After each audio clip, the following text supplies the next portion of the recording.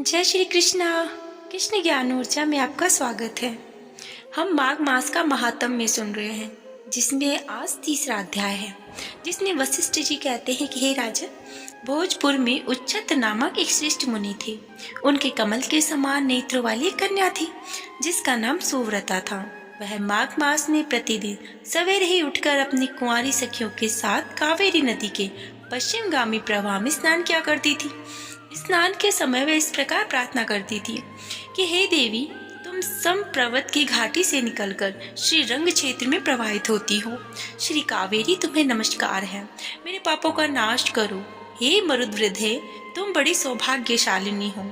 माघ मास में जो तुम्हारे जल से स्नान करते हैं वो बड़े बड़े पापों को हर लेते हैं। तो हे माता, मुझे मंगल प्रदान करें। पश्चिम वाहिनी कावेरी मुझे पति, धन, पुत्र, संपूर्ण मनोरथ और पातिव्रत्य पालन करने की शक्ति दो। अब यूं कहकर सुव्रता कावेरी को प्रणाम करती और कुछ जल सूर्य उदय होने लगता।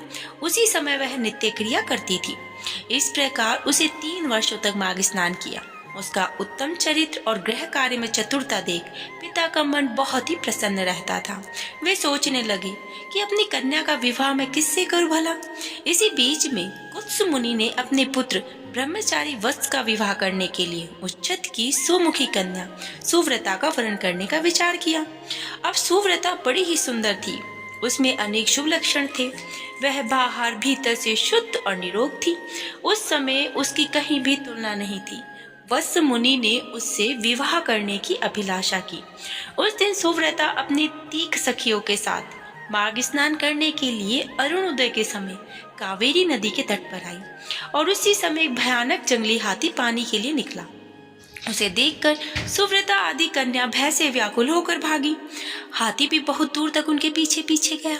चारों कन्याएं वेग से दौड़ने के कारण हांफने लगी और तिनके से ढके हुए एक बड़े जल शून्य कुएं में गिर पड़ी। अब कुएं में गिरते ही उनके प्राण निकल गए और जब वे घर लौट कर नहीं आई तब माता पिता उनकी खोज करते हुए इधर उधर भटकने लगे।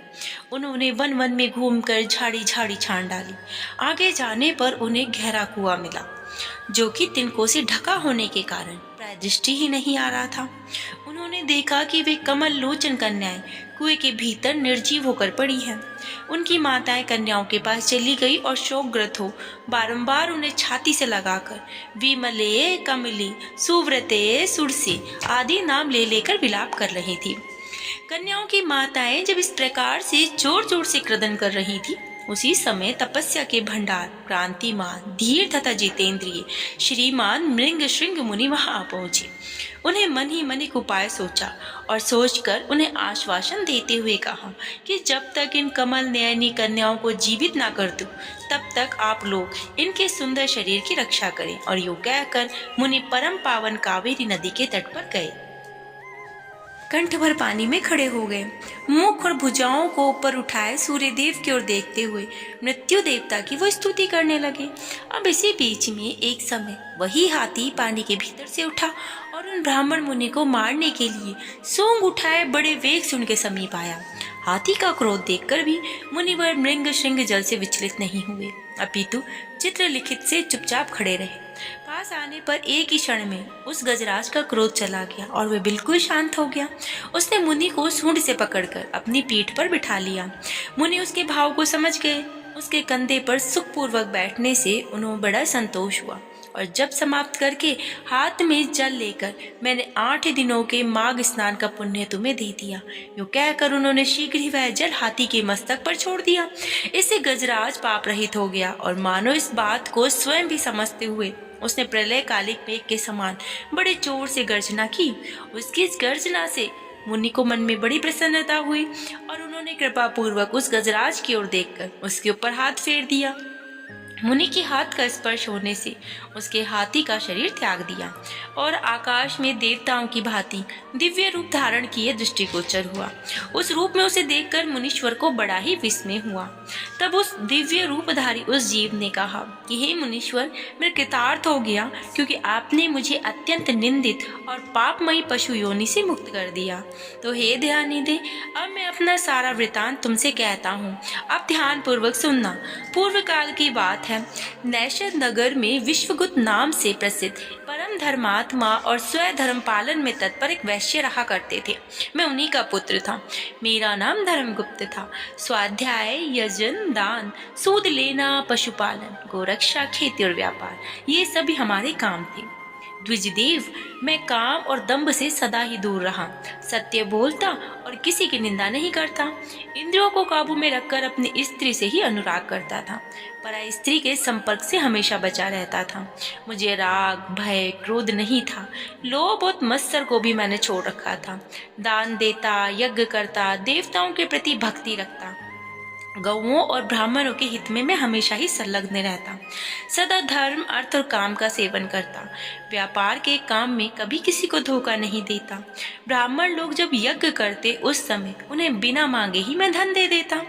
समय पर श्राद्ध तथा संपूर्ण देवताओं का पूजन करता था। अनेक प्रकार के सुगंधित द्रव्य, पशु से दूध, दही, मट्ठा, गोबर, घास, लकड़ी, फल, फूल, नमक, जायफल, पीपल, नाना प्रकार की वस्तुएं, धातु, ईख के रस से तैयार होने वाली वस्तुएं और अनेक प्रकार के मैं रस बेचा करता था।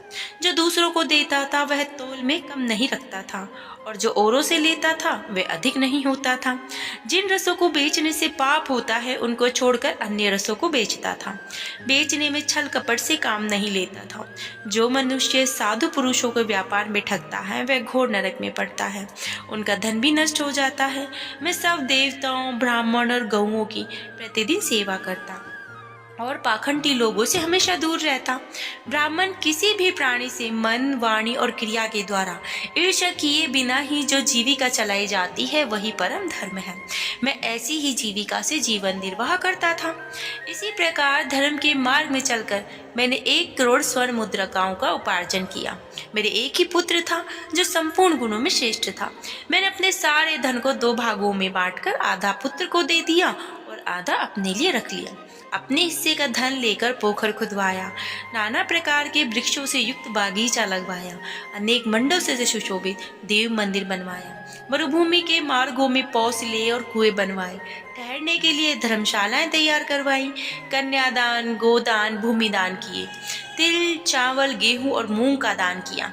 उड़द, धान, तिल, घी इत्यादि का दान तो मैंने बहुत बार किया है। उसके बाद रस के चमत्कारों का वर्णन करने वाला कोई कापालिक मेरे पास आया और कौतूहल पैदा करने के लिए कुछ करामात दिखाकर उसने मुझे अपने माया जाल में फंसाकर ठग लिया।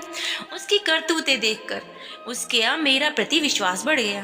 वह रसवाद, चांदी, सोना आदि बनाने के नाम पर मेरा सारा धन बर्बाद हो गया।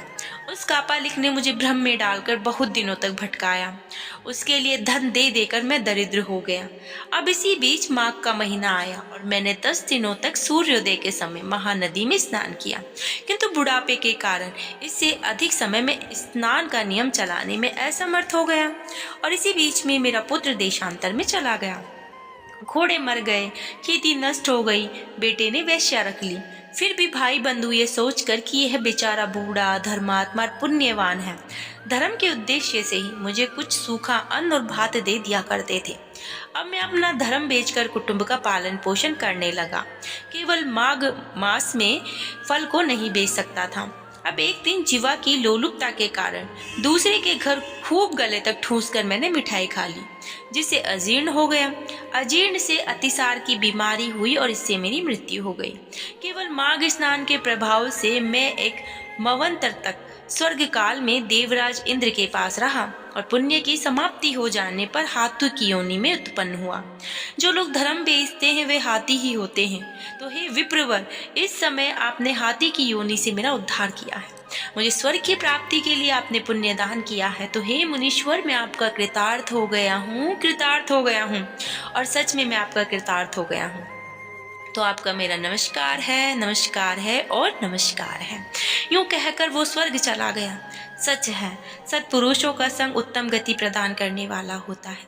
इस प्रकार महानुभाव मृंग श्रृंग वैश्य को हाथी की योनि से मुक्त करके स्वयं गले तक पानी में खड़े हो सूर्य नंदन यमराज की स्तुति करने लगे कि ओम यम धर्मराज मृत्यु अंतक व्यवस्थ काल सर्वभूतस्य औदुंबर दन्य नील परमेष्टि वृकोदर चित्र और चित्रगुप्त, इन 14 नामों से पुकारे जाने वाले भगवान यमराज को नमस्कार है, जिनका मुख दाढ़ी के कारण विकराल प्रतीत होता है और टेढ़ी भौं की युक्त आंखें क्रूरता पूर्वक जान पड़ती हैं, जिनके शरीर में ऊपर की ओर उठे हुए बड़े रोम रोम हैं तथा होठ भी बहुत लंबे दिखाई देते हैं।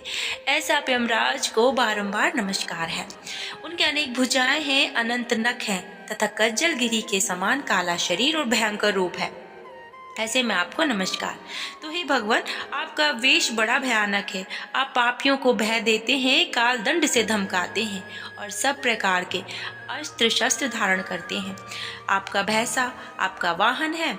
आपके नेत्र दहकते हुए अंगारों के समान जान पड़ते हैं। आप महान हैं, मेरु पर्वत के समान आप विशाल हैं। आप लाल माला और वस्त्र धारण करते हैं और आपको बारंबार नमस्कार है।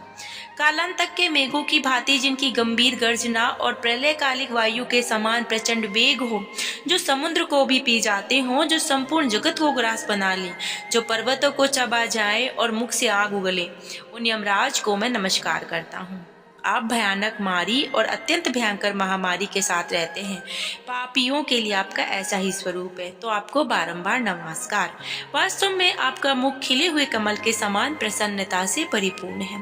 इस प्रकार मुनि मृंग सिंह यमराज की स्तुति करने लगे कि जिन्होंने महापंचयज्ञों का अनुष्ठान किया है, जो सदा ही अपने कर्मों का पालन संलग्न रहते हैं, जो ऐसे लोगों से दूर रहते हैं, विमान पर आते दे दोनों हाथ जोड़े आगे बढ़कर उनका स्वागत करते हैं। आपके नेत्र कमल के समान विशाल हैं तथा आप माता संज्ञा के सुयोग्य पुत्र हैं। आपको मेरा प्रणाम है। इस पर वशिष्ठ जी कहते हैं कि इस प्रकार स्तुति करके मृंग सिंह ने उदारता करुणा के भंडार तथा दक्षिण दिशा के स्वामी भगवान यम का ध्यान करते हुए उन्हें साष्टांग प्रणाम किया। इससे भगवान यम को बड़ी प्रसन्नता हुई। वे महान तेजस्वी रूप धारण करके मुनि के सामने प्रकट हुए।